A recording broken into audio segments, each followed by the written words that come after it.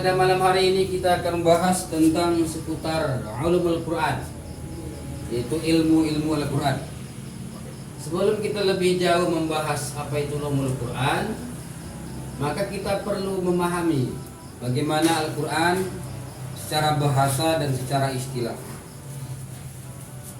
Quran secara bahasa diambil dari kata fu'al.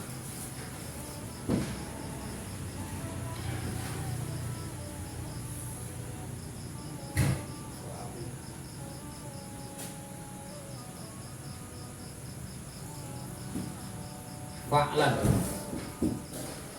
Ini ada standar ya. Standar daripada pengambilan kata Al-Quran. Maka Al-Quran asal katanya itu qara'a, yaqra'u. Quran ada tiga. Qara'a telah membaca, yaqra'u sedang dibaca, Quran bacaan. Jadi qara'a yaqra'u Quran. Al-Quran sendiri artinya secara bahasa adalah bacaan. Maka ada istilah dengan koran. Jadi bacaan itu artinya adalah suatu yang tertulis di dalam suatu kitab. Makanya qara'a yaqra'u Quran ini adalah masdar. Ini fi'il madhi, ini adalah mudhari, ini masdarnya. Dalam bahasa Arab begitu dia. Jadi qara'a yaqra'u Quran.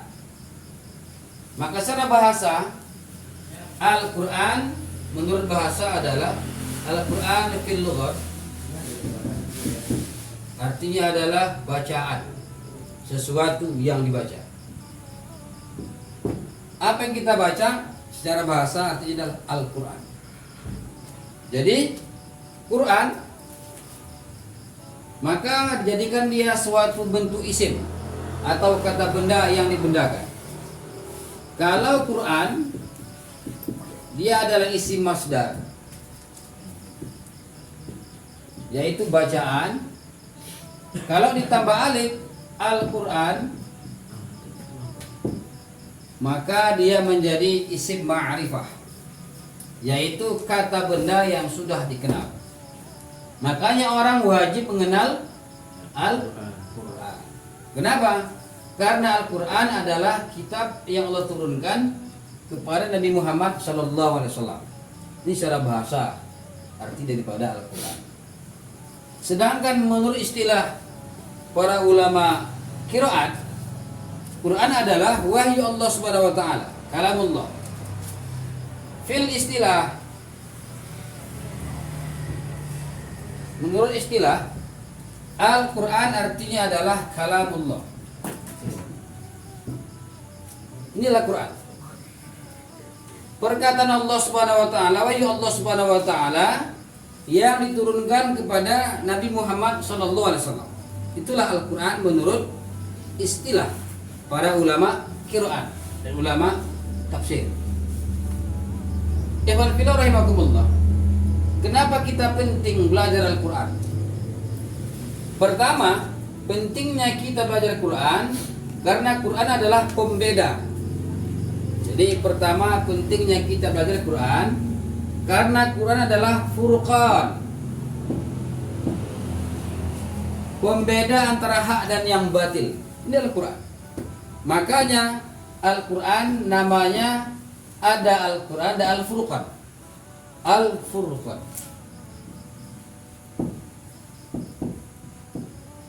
Apa itu Al-Furqan? Pembeda antara hak dan yang batil, pemisah antara hak dan yang batil. Dari Furqan inilah sebagaimana terdapat dalam surah Baqarah 185 ada kata kalimat di situ, Syahrul Ramadan alladzi unzila fihi al-Qur'an hudal linnasi wa bayyinatin minal huda wal furqan. Ada furqan di situ menunjukkan pembeda antara apa?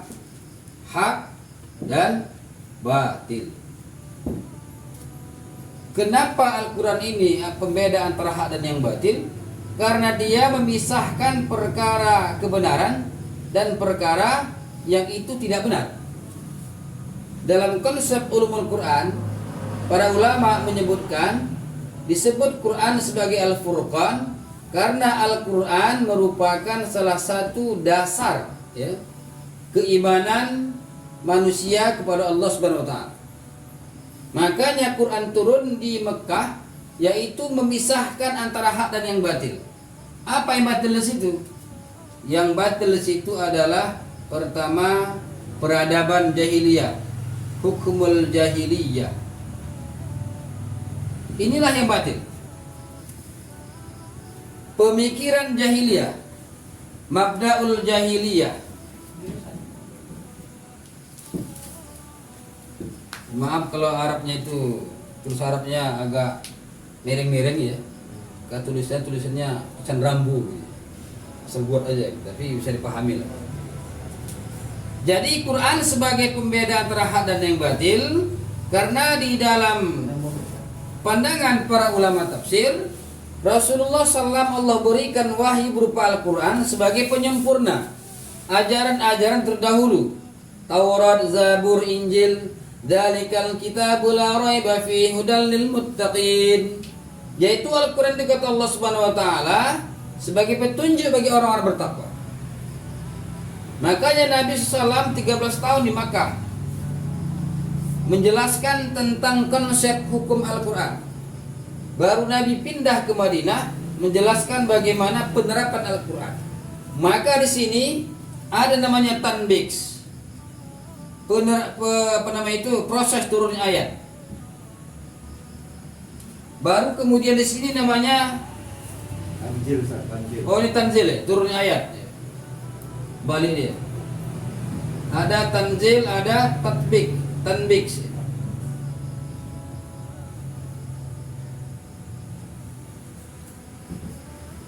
Proses penerapan hukum Al-Quran. Ketika Allah Subhanahu wa taala turunkan Quran di Madinah, di Makkah, wahyu kepada Rasulullah SAW lalu disampaikan kepada umat Islam, maka di Madinah Nabi SAW menerapkan hukum Islam itu berupa Al-Quran secara sempurna. Jadi Al-Quran pemisah antara akidah jahiliyah dan membenarkan akidah Islam. Maka dikatakan apa? Furqan, pembeda antara hak dan yang batil. Al-Quran menjelaskan tentang perbedaan hukum Islam dengan hukum orang-orang jahiliyah ketika itu. Kalau kita bicara konsep ideologi, Al-Quran membedakan ideologi Islam dengan sekuler dan Su'miyah dan komunisme. Nah, jemaah sekalian, ketika kita sudah mengenal Al-Quran sebagai pedoman hidup kita, maka kita wajib mempelajari isi-isi Al-Quran. Dari mana kita awal mempelajarinya? Pertama dari sisi Al-Qiraah. Al-Qiraahnya kita pelajari, tata cara membaca seperti apa.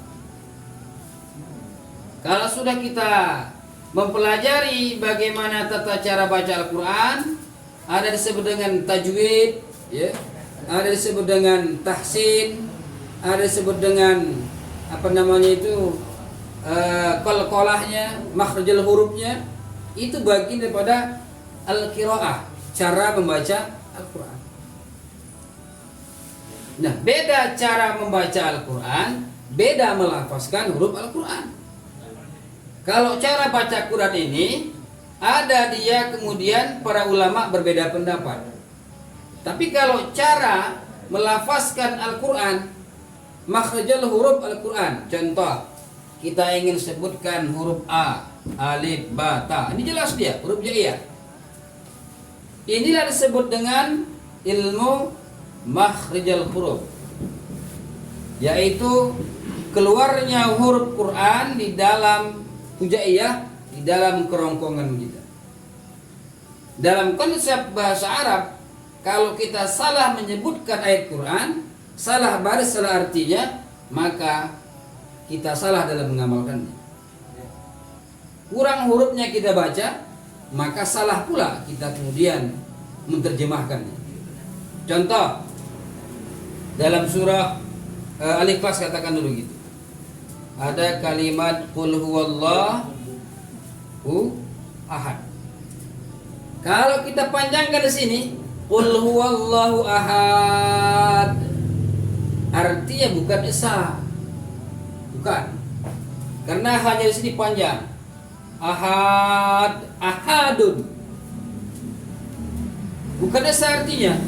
Tapi katakanlah wahai manusia, bahwa Allah itu berbilang, bukan esa lagi. Karena ahadnya ini adalah pelaku. Dia menjadi fa'il ahadun. Kalau dipanjangkan ya, ini jadi fa'il dia. Tapi kalau udah ahad, menunjukkan bahwa Allah itu tunggal. Dia bentuknya mufrad, tidak berbilang. Tapi kalau dia pakai alif panjang, beda pula.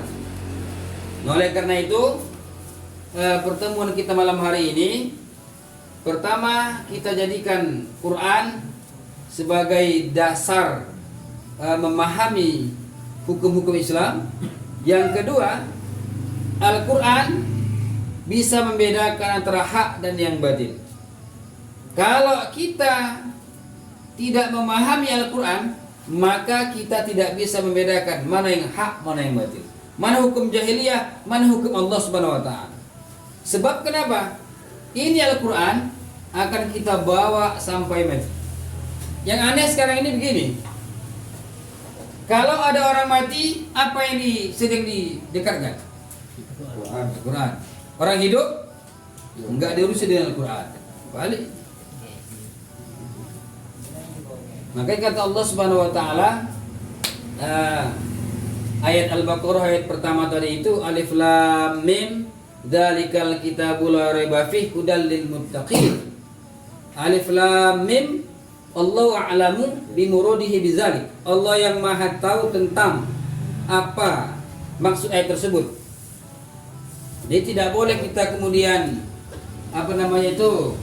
mengarang-ngarang alif lam mim ini. Ini sebagai daya tarik abjad membaca saja. Enggak boleh ditafsirkan Allah, malaikat, Muhammad, ini enggak boleh.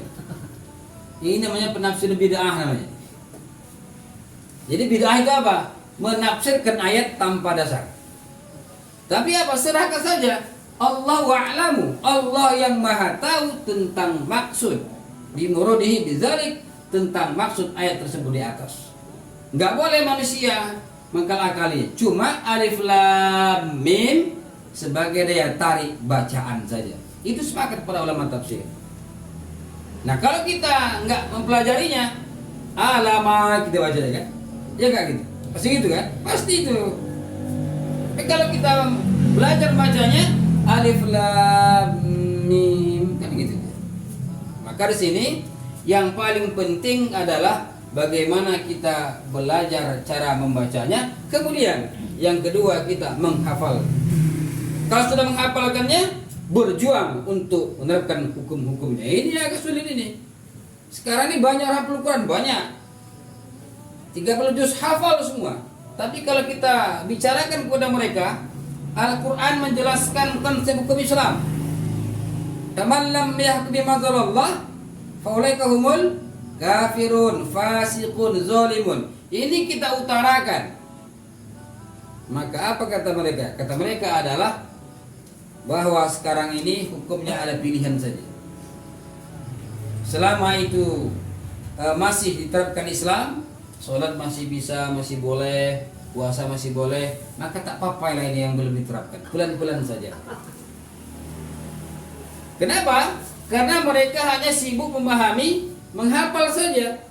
Tetapi dari sisi penerapan perjuangan hukum-hukumnya belum terlaksana. Berbeda dengan Rasulullah SAW dan para sahabat.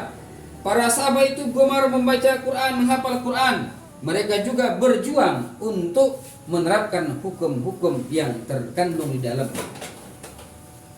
Jadi para sahabat sekalian, kita memang harus belajar bagaimana tata cara membaca Al-Quran dengan baik dan